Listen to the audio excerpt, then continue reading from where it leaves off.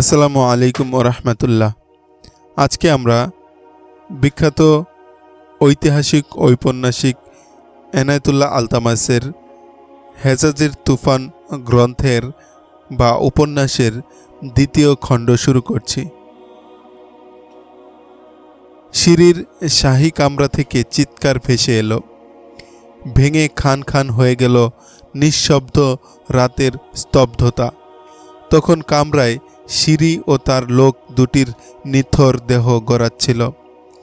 একদিকে ছিল সত্যের আলোক ছোটা নিয়ে দ্বীনে ইসলামের মশালবাহী মুজাহিদদের দল, যারা অসত্যের আঁধারে নিমজ্জিত মানবজাতিকে উদ্ধারের জন্য ঘর থেকে বেরিয়েছিল। অন্যদিকে ছিল অসত্যের পূজারীরা, আল্লাহর এক সৃষ্টি আগুনকে যারা পুজো দিত, দেবতা মনে করত, আর সূর্যকে তারা খোদা বলে উপাসনা করত। এদিকে ছিল সত্যের শৌর্যে বীর্যে তেজোদ্দীপ্ত এক কাফেলা, সারা দুনিয়ায় যারা আল্লাহর হুকুম প্রতিষ্ঠার অটল হিম্মত নিয়ে বেরিয়েছিল, যে হিম্মতের দৃঢ় রাখতে গিয়ে। এদিকে ছিল সত্যের শৌর্যে বীর্যে তেজোদ্দীপ্ত এক কাফেলা, সারা দুনিয়ায় যারা আল্লাহর হুকুম প্রতিষ্ঠার অটল হিম্মত নিয়ে বেরিয়েছিল, যে হিম্মতকে দৃঢ় রাখতে গিয়ে তাদের নিষ্পাপ প্রাণগুলো বেরিয়ে যাচ্ছিল অকাতরে। আর ওইদিকে ছিল একচ্ছত্র ক্ষমতা আর সিংহাসনের তীব্র মোহে আক্রান্ত বস্তুবাদীরা, যে মোহ ও লোভ তাদের পরস্পরকে প্রতিনিয়তই শত্রু বানাচ্ছিল। একদিকে ছিল অপ্রতিরোধ্য জজবা আর নির্মল আবেগের সর্বব্যাপী উচ্ছ্বাস, অন্যদিকে ছিল সারা দুনিয়া তামা করে দেওয়ার মতো যুদ্ধের বিশাল প্রস্তুতি। যুদ্ধশক্তি, অহংবোধ, দানবীয় ঔদ্ধত্য এসবই ছিল বাতিলের পূজারীদের কবজায়, কিন্তু এর পাশে সত্যবাহকদের মনে হচ্ছিল বিশাল মরুতে বিধ্বস্ত কোনো কাফেলার মতোই ক্ষুদ্র আর জীর্ণ। পারসিকরা তখন 1,20,000 ফৌজের বিশাল বাহিনী প্রস্তুত করে উৎক্ষিপ্ত আগুনের মতো টকবক করছিল, আর মুসলিম ফৌজের সংখ্যা ছিল 40,000-এরও কম। এছাড়াও পারসিকদের ঘোড়সওয়ার ফৌজই ছিল বেশি, আর হাতি তো ছিলই। রুস্তম তখন ছিল সাবাতে। পারস্য সম্রাট ইয়াজদগিরদ একদিন তার কামরায় বসা ছিল। তার চেহারা দেখে মনে হচ্ছিল সে কোনো বিষয়ে দারুণ উদ্বিগ্ন। তার মা পাশে বসে এক দৃষ্টিতে তার ছেলের দিকে তাকিয়েছিল, কিন্তু ইয়াজদগিরদের সেদিকে তাকানোর কোনো সময় ছিল না। বেটা ইজদি, ইয়াজদগিরদের মা নওরিন তাকে জিজ্ঞেস করল, কি চিন্তা করছিস এত করে? তুমি তো জানো মা, ইয়াজদগিরদ বলল, আমি কি চিন্তা করছি তুমি তা নিশ্চয়ই জানো। মসনদের এই গুরু দায়িত্ব ছাড়া আর কি বা চিন্তা করতে পারি আমি?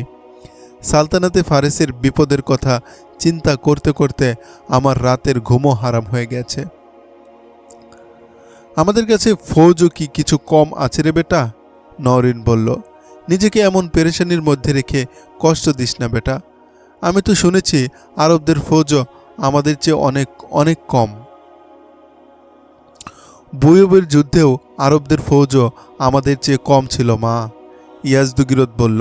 শুধু কমই নয়, হাতে গোনা যায় এমন কয়েকটা ফৌজও ছিল। আর আমাদের ফৌজও এত বেশি ছিল যে ময়দানে তাদের পা ফেলার জায়গা ছিল না। কিন্তু দেখো মা, যে আরবদের সংখ্যা নিয়ে আমাদের ফৌজও বিদ্রুপ করেছিল, তারাই আমাদের এত বড় লস্করকে এমন মার দিল যে শুধু ওইসব ফৌজই জীবিত রইল যারা পালানোর সুযোগ পেয়েছিল। আসলে কি জানো মা, আরবের মুসলমানরা নিজেদের প্রাণ উৎসর্গ করার জন্য লড়ে, আর আমাদের ফৌজও লড়ে নিজেদের জান বাঁচানোর জন্য। কিন্তু ইজদি, নওরিন বলল, তুই একলা কি বা করতে পারবি? আমি তোকে শুধু জীবিত নয়, সবসময় সুস্থ সুখী দেখতে চাই। ফৌজও হেরে গেলে তোর কি করার আছে? মা, আমার প্রিয় মা, ইয়াজদগিরদ বলল, তুমি যেমন আমাকে ভালোবাসো আমার দেশকেও আমি তেমন করে ভালোবাসি। ভুলে যেও না মা, এটা আমার বাবা কিসরা পারভেজের সালতানাত। এই মাটির উত্তরাধিকার আমি, তুমি, আমরা সবাই। এর জন্যই আমার পিতাকে হত্যা করা হয়েছিল।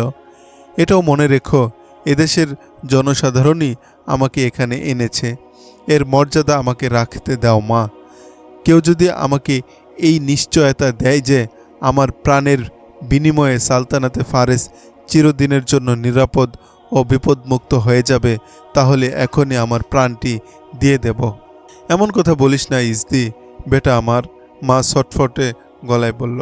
আমি পুরো সালতানাত তোর প্রাণের জন্য উৎসর্গ করে দেব। এমন কথা বলো না মা, আমার কথা শোনো। ইয়াজদগিরত বলল, আমার প্রাণের যদি এতই দাম তবে আমাকে লুকিয়েই রাখতে। আমি তোমার কোলে মুখ লুকিয়ে পড়ে থাকতাম। আমাকে যখন ময়দানে নিয়েই এসেছ, ময়দানের ধুলো আমার গায়ে লেগে গেছে। আমাকে এখন বীর পুরুষের মতোই কর্তব্য করে যেতে দাও। আমি মরে গেলে এমন কি হয়ে যাবে মা? পারস্যের হাজার হাজার মানুষ আজ কেঁদে মরছে। তোমার ভালোবাসার শিকলে আমাকে বেঁধে রেখো না। আমি সিবাত যাচ্ছি, 2-1 দিনের মধ্যেই রওনা হয়ে যাব। তুই সেখানে গিয়ে কি করবি বেটা? মা বলল। রুস্তম আর জালিওনস ফৌজ নিয়ে চলে গেছে। খবর এসেছে মুসলমানরা তাদের বেশ কাছে চলে এসেছে। লড়াই শুরু হতে বোধহয় আর বেশি দেরি নেই। আহা, আমি কি লড়তে যাচ্ছি নাকি? ইয়াজদগিরত ঝাঁঝালো গলায় বলল। রুস্তম আর জালিওনসের প্রস্তুতিটা দেখতে যাচ্ছি আমি। রুস্তমের ভাবভঙ্গি আমার ভালো ঠেকেনি। লড়াই নিয়ে সে টালবাহানা করছে। জ্যোতিষবিদ্যা তাকে জুবদিল বানিয়ে দিয়েছে। সে নাকি দাবি করে ভবিষ্যতের সব কিছু সে দেখতে পায়। আমি তার সামনে থাকলে সে যুদ্ধের অগ্রগতিতে মন না দিয়ে পারবে না। মার চোখে ইয়াজদগিরত এমন ছিল যেন সে 21-22 বছরের যুবক নয়, বরং 21-22 মাসের কচি বাচ্চা। মার চোখ থেকে তাই সে সামান্য আড়াল হলেই মা দিশেহারা হয়ে এদিক ওদিক ছুটোছুটি করত। কিন্তু ইয়াজদগিরদের ধ্যান মন ছিল অন্যদিকে। পারস্যের সব স্বপ্ন ছিল তার রুস্তমের বীরত্ব গাথাকে কেন্দ্র করে, কিন্তু রুস্তমের পক্ষ থেকে এই আস্থার কোনো প্রতিদান সে পাচ্ছিল না। ইয়াজদগিরত আর তার মা যখন কথা বলছিল, তখন মাদায়েন থেকে কিছুটা দূরের এক এলাকায় সিঁড়ির সামনে বসেছিল 4 জন লোক। তাদের সামনে ছিল ঘিয়ে ভাজা হরেক রকমের রসালো খাবারের শাহী দস্তরখানা, আর রাজকীয় মদ তো ছিলই। 2 তরুণী এসব পরিবেশন করছিল। ওদের গায়ের স্পর্শকাতর অংশগুলোই কেবল কাপড়ে আবৃত ছিল। ওদের রমণীয় দেহ ও রূপের কামনীয়তায় আগন্তুক 4 জন এতই মুগ্ধ ছিল যে তাদের হাত ছিল খাবারের প্লেটে আর চোখ ঘুরছিল এই 2 স্বল্প বসনা তরুণীর উপর। তাদের এই অবস্থা দেখে শরীর রাঙা ঠোঁট দুটি থেকে রহস্যময় হাসির দ্যুতি ছড়িয়ে পড়ছিল। খাবারের আগেই ওদের সঙ্গে কথা শেষ হয়ে গিয়েছিল সিঁড়ির। সিঁড়ি তাদেরকে বলেছিল যে করেই হোক ইয়াজদগিরতকে হত্যা করতে হবে, কিন্তু এমনভাবে যাতে কোনো আততায়ী ধরা না পড়ে। সফল হলে তারা কল্পনাতীত সম্পদের মালিক বনে যাবে। এছাড়াও পাবে এই 2 সুন্দরী তরুণীর মতো একজন করে ভুবন মোহনী সুন্দরী। তবে আর যাই বলো, শাহী মহলে গিয়ে কিন্তু তাকে কতল করা সম্ভব হবে না। ওই 4 জনের একজন বলল। শহরের মধ্যেও এ কাজে সুবিধা পাওয়া যাবে না। ইয়াজদগিরত কখনো শহরের বাইরে গেলে পথে কোথাও লুকিয়ে থেকে তাকে তীর দ্বারা মারা যেতে পারে। তখন আমরাও গা ঢাকা দিতে পারবো। আমাদের অপেক্ষা করতে হবে, আরেকজন বলল। তাড়াহুড়ো করে এসব কাজ হয় না। এটা তোমাদের ব্যাপার, তাড়াতাড়ি করবে না দেরিতে করবে। সিঁড়ি বিরক্ত হয়ে বলল। এত কথার দরকারই বা কি? কাজ হলেই হলো। আর মনে রেখো, ইয়াজদগিরত শহরের বাইরে কোথাও গেলে সে কিন্তু একা যাবে না। সে এখন সম্রাট, তার সঙ্গে দেহরক্ষী আর মুহাফেজ বাহিনী তো থাকবেই। যাক, সেটা নিয়ে চিন্তা করতে হবে না। এর দুদিন পর ইয়াজদগিরদ সিবাত যাওয়ার প্রস্তুতি নিচ্ছিল।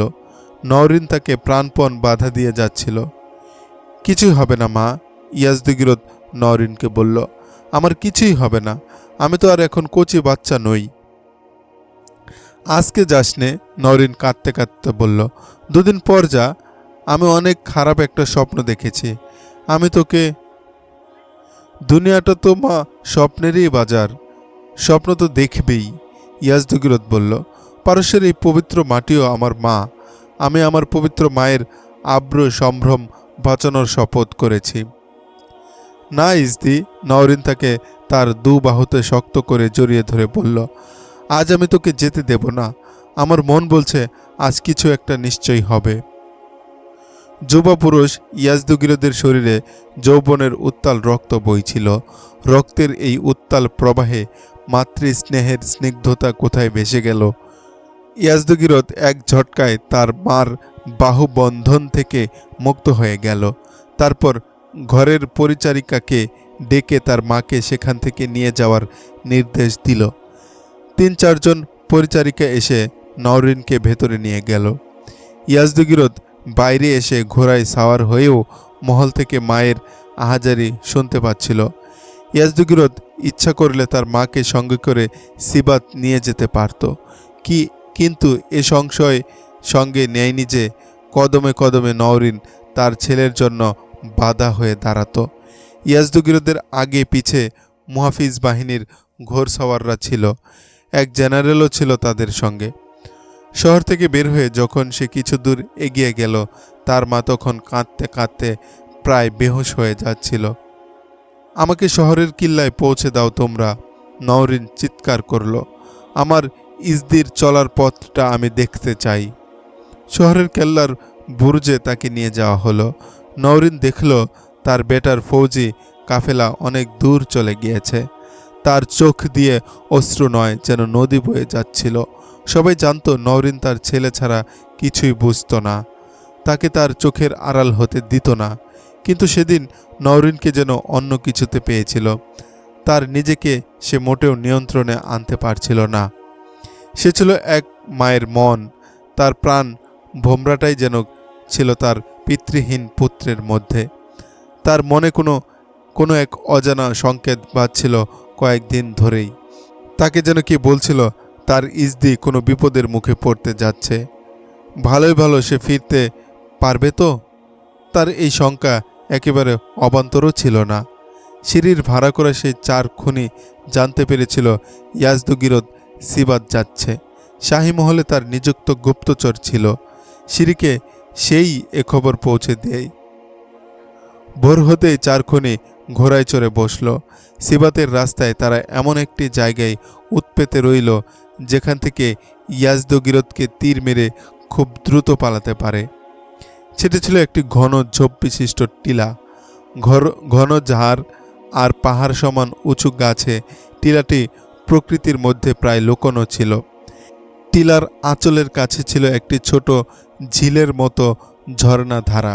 সিবাত যাওয়ার রাস্তাটি ছিল ঝর্ণার প্রায় কোনাকুনি অবস্থানে।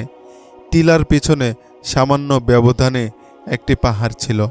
টিলা ও পাহাড়ের মাঝখানটি দেখাত গিরিপথের মতো। আড়াআড়িভাবে 3-4টি ঘোড়া সেখান দিয়ে অনায়াসে অতিক্রম করতে পারত। 4 গুপ্তঘাতক ঘোড়া 4টি টিলার পেছনে লুকিয়ে রেখে উৎপেতে রইল। পেতে থাকার জন্য জায়গাটা ছিল চমৎকার। সেখান থেকে তারা সামনের সব কিছুই দেখতে পাচ্ছিল, কিন্তু তাদের সামনের রাস্তায় যাতায়াতকারী সেখান থেকে তারা সামনের সব কিছুই দেখতে পাচ্ছিল, কিন্তু তাদের সামনের রাস্তায় যাতায়াতকারী কেউ তাদেরকে দেখবে তো দূরের কথা, এখানে কারো উপস্থিতি আছে তাই বিশ্বাস করা কঠিন ছিল। ঘাতক দলের সর্দার তাদেরকে আগেই বলে রাখে, ইয়াজদগিরদ তীরের আওতায় এসে গেলে সঙ্গে সঙ্গে পরপর 2টি তীরের আঘাতে তাকে এফোর ওফর করে দেবে। ধনুক থেকে তীর ছুটে যাওয়ার সঙ্গে সঙ্গেই টিলার পেছনে হামাগুড়ি দিয়ে দ্রুত চলে আসবে। তারপর ঘোড়া চড়ে গিরিপথ দিয়ে ছুট দেবে। ইয়াজদুগিরদ যখন তীর দ্বারা আক্রান্ত হবে তখন তার রক্ষী বাহিনী ও সঙ্গী সাথীরা প্রথমে স্তম্ভিত, পরে ভীত সন্ত্রস্ত হয়ে পড়বে, আর সবার মনোযোগ থাকবে ইয়াজদুগিরদের দিকে। আতাইকে ধাওয়া করার কথা তাদের তখনই মনে পড়বে না। এই সুযোগে তোমরা অনেক দূর এগিয়ে যেতে পারবে। এই চারজন ইয়াজদুগিরদের অনেক আগেই তাদের গুপ্ত স্থানে পৌঁছে গিয়েছিল। ইয়াজদুগিরদের জন্য তাই তাদের দীর্ঘ সময় অপেক্ষা করতে হয়েছে। ওরা যখন অপেক্ষায় অস্থির হয়ে গিয়েছিল তখনই তারা তাদের শিকারকে আসতে দেখল। ইয়াজদুগিরদের কাফেলা ঝর্ণার ধারে পৌঁছলে ইয়াজদুগিরদ হুকুম দিল, কেউ পানি পান করতে চাইলে এখান থেকেই যেন পান করে নেয়। সাওয়ারিদেরও পানি পান করিয়ে নিতে পারবে। মনে হয় এই ঝর্ণার পানি বড় শীতল মিষ্টি হবে। কাফেলার সবাই সাওয়ারি থেকে নেমে পড়ল। ইয়াজদুগিরদের মা নওরিন ছেলের চিন্তায় মাদায়েনে ছটফট করছিল। তার মনে হচ্ছিল তার কলিজার একটা তপ্ত অংশ কে যেন কেটে টুকরো টুকরো করে ফেলেছে। ইয়াজদুগিরদ সিবাত রওনা হওয়ার পর থেকে নওরিনকে যেন সন্ন্যাস রোগে পেল। কয়েক বেলা একাধারে খেলো না, ঘুমালো না, এমনকি কয়েক দণ্ডের জন্যও কোথাও স্থির হয়ে বসল না। পরিচারিকা এসে কত সান্ত্বনা দিল, কত প্রবোধের কথা শোনালো। অবশেষে তারা হাল ছেড়ে দিয়ে 2-3 জন জেনারেলের স্ত্রীকে ঘরে নিয়ে এলো। তারাও নানান কথায় সান্ত্বনা দিল, কিন্তু ছেলে হারানোর চিন্তায় বিভোর এক মার হৃদয়ে এসব কিছুই স্পর্শ করল না। সেই একা এতিম ছেলে, যার জন্য তার মা চিন্তায় অস্থিরতায় বেহাল হয়ে যাচ্ছিল, সেই ছেলেটি তখন 2 তীরন্দাজের সহজ নিশানা বনে গিয়েছিল। কাফেলার সবাই ঘোড়া থেকে নেমে পড়লে ইয়াজদুগিরদও ঘোড়া থেকে নেমে ঝর্ণার ধারে গিয়ে দাঁড়ালো। স্বচ্ছ টলটলে পানির মৃদু প্রবাহের মধ্য থেকে ঝিলের তলার চিকচিকে পাথরকুচি বালির ভেতরের ঊর্ধ্বমুখী পানির বুদবুদ দৃশ্য ইয়াজদুগিরদের চোখে মুখে মুগ্ধতার ছোঁয়া লাগিয়ে দিল। তীরন্দাজরা ধনুকে তীর ভরে নিক্ষেপের জন্য ধনুকের ছিলা টেনে ধরল।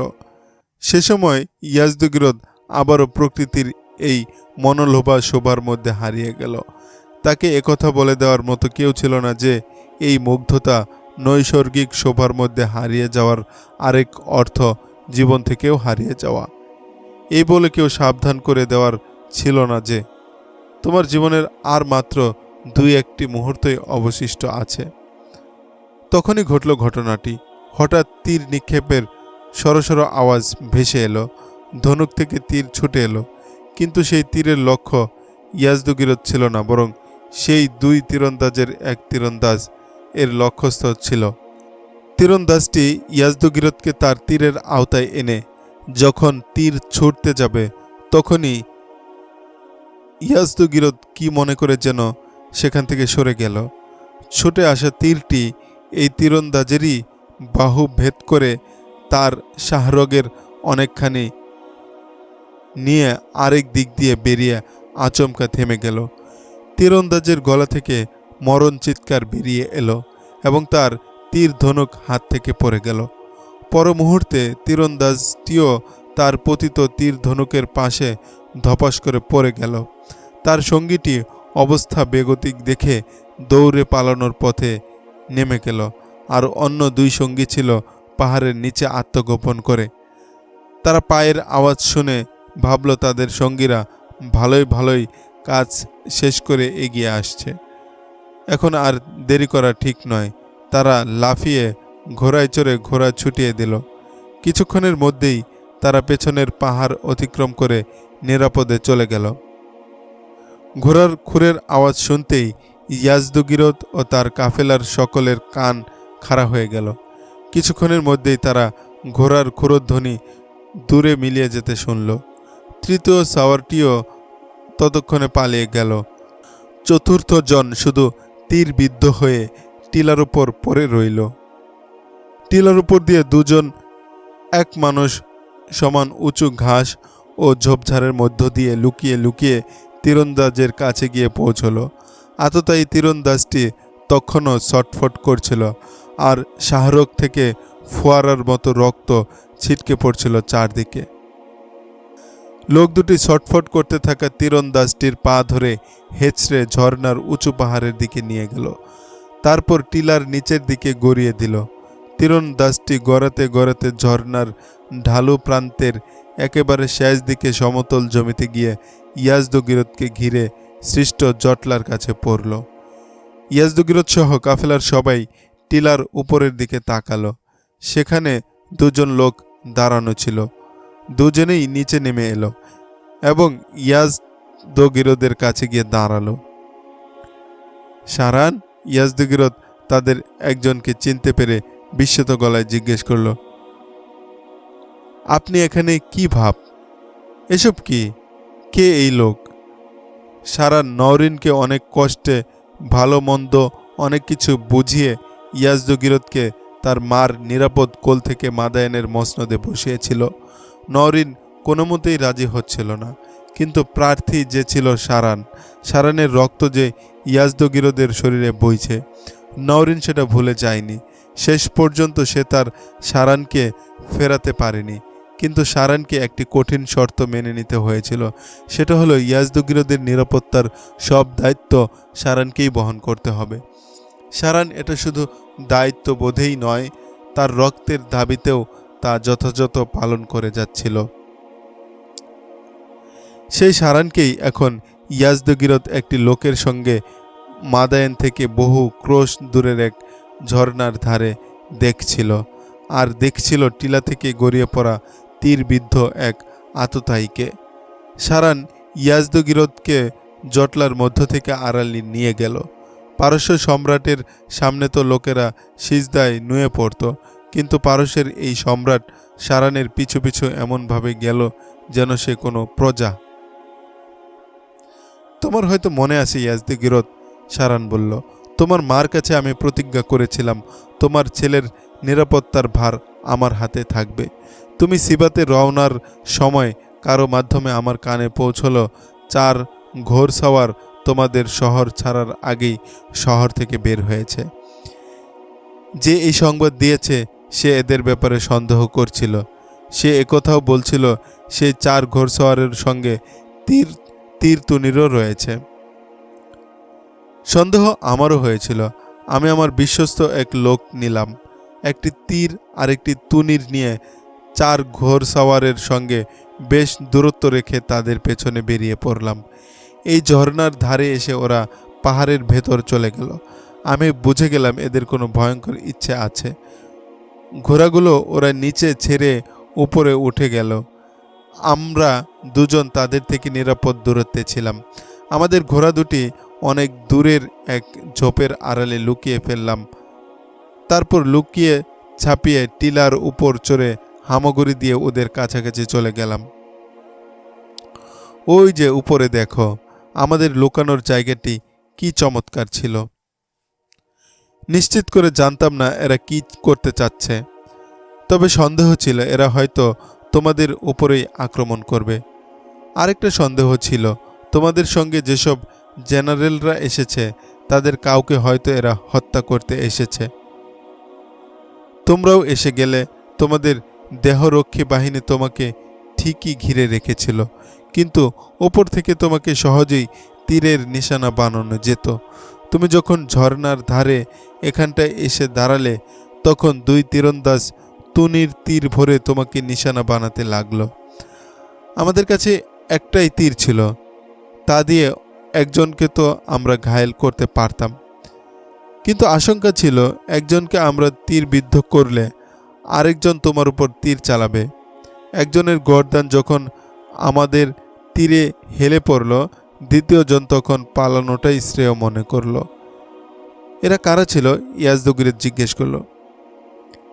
যে কেউ হোক, সারান বলল, আমি তাদেরকে চিনি। তুমি চুপ থাকো, ওদেরকে শাস্তি দেয়া আমার কাজ। তুমি ঘোষণা করে তাদেরকে মৃত্যুদণ্ড দিলে তোমার শত্রু সংখ্যা বেড়ে যাবে। এতটুকু নিশ্চয়তা তোমাকে দিচ্ছি, মহলের মধ্যে তোমার কোনো দুশমন নেই। এর কিছু না কিছু তো আমার জানা উচিত। আমার শত্রু সম্পর্কে তো আমার অজানা থাকা উচিত নয়, ইয়াজদগিরদ বলল। আমি তো জানি, সারান বলল। তোমার সালতানাতের নেতৃস্থানীয়রা জানেন ইয়াজদুগিরত তুমি শাহেনশাহ, আমি তোমার প্রজাসাধারণের একজন, কিন্তু তোমার সঙ্গে এমনভাবে কথা বলছি যেন তুমি সাধারণ কোনো প্রজার পরিবারের একটি বাচ্চা ছেলে। কারণ হলো তোমাকে আমি ও আমার মতো কিছু লোক মাদায়েনের সিংহাসনে বসিয়েছে। তোমাকে শাহেনশাহে বানানো আমাদের উদ্দেশ্য ছিল না। জেনারেলদের পারস্পরিক কোন্দল এবং সিংহাসনকে ঘিরে যে খুন খারাপির অবাধ ধারা চলছিল তা বন্ধ করাই আমাদের উদ্দেশ্য ছিল। আমি আপনাদের উদ্দেশ্য বুঝি মহামান্য সারান, ইয়াজদুগিরত বলল। আমার মা আমাকে বলেছেন সিংহাসনে আপনিই আমাকে বসিয়েছেন, কিন্তু বাদশাহ আমি আপনাকেই মনে করি। আপনি আমার আত্মার জনক। পারস্য থেকে মুসলমানদেরকে চিরতরে বিতাড়িত করা ও আরবকে সালতানাতে ফারিসের অন্তর্ভুক্ত করার জন্যই আপনি আমাকে সিংহাসনে বসিয়েছেন। আর এ কাজ তোমার একার নয়, সারান বলল। এ কাজ জেনারেলরা করবে, তোমার শুধু হুকুম চলবে। এটা জিজ্ঞেস করো না যে তোমাকে হত্যা করতে যারা গিয়েছিল তারা কারা। আর খেয়াল রেখো এই ঘটনা যেন তোমার মা না জানেন। তুমিও তাকে বলতে যাও না, না হয় তিনি তোমার পায়ের শিকল বনে যাবেন। ইয়াজদুগিরত সিরাত পৌঁছল। রুস্তম ইয়াজদুগিরতকে দেখে দুশ্চিন্তায় পড়ে গেল। ইয়াজদুগিরত এমন কোনো সংবাদ তাকে দেয়নি যে সে সিবাত আসছে। ইয়াজদুগিরত কোনো খবর না দিয়ে আচমকা সিবাত হাজির হয়ে রুস্তম কি করছে না করছে তা দেখতে চাচ্ছিল। রুস্তম তখন তার জেনারেল জালিনিউসকে 40,000 ফৌজ দিয়ে সিবাত থেকে বিভিন্ন এলাকা মুসলমানদের দখল থেকে রক্ষার জন্য পাঠিয়ে দিয়েছিল। ইয়াজদুগিরত যুদ্ধের প্রস্তুতি, কৌশল ইত্যাদি আরও কার্যকরী করার জন্য রুস্তম ও তার অধীনস্থ জেনারেলদের এবং অফিসারদের ডেকে পাঠালো।